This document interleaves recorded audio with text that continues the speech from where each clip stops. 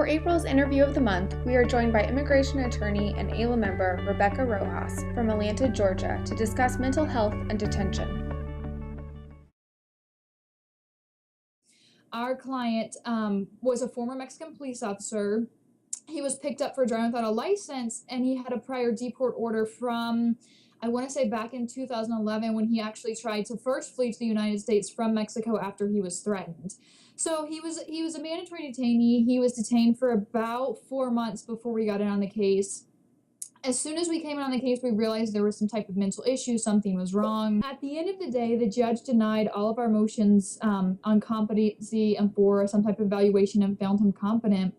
So at that point in time, we took the matter to a federal judge. We filed a habeas, basically putting all of that in front of him, letting him know, listen, this guy's really suffering. His mental state is really deteriorating. His physical state is deteriorating, and he's not going to be able to present an asylum claim. And at that point in time, that was scheduled for a hearing pretty quickly. We started working with the attorneys at the Department of Justice, and I think when they really started looking into the case, basically what ended up happening is he was let out on his own recognizance, not even with an ankle bracelet, the day before the habeas. It's kind of a victory for everyone ever with mental issues. It's such a new issue in the immigration world. It's such an important issue.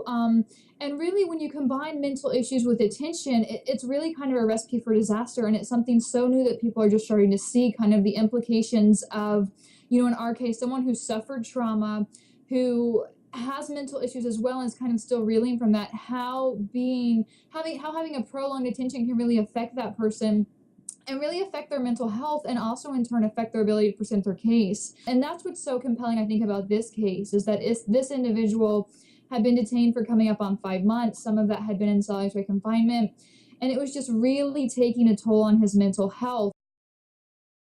When people are detained and when they're placed in solitary, it really affects their perception of reality, their ability to present their case, their ability to speak to what happened to them. And so that's really important, I think, for attorneys to keep in mind, and even for immigration, if there is potentially a reform that comes or something that changes for ICE, we've got to protect these clients' rights. Just because someone is a mandatory detainee under the statutes, under 236 or under 241, doesn't mean that that's constitutional. And so as attorneys, we always need to be checking, is my client's detention constitutional?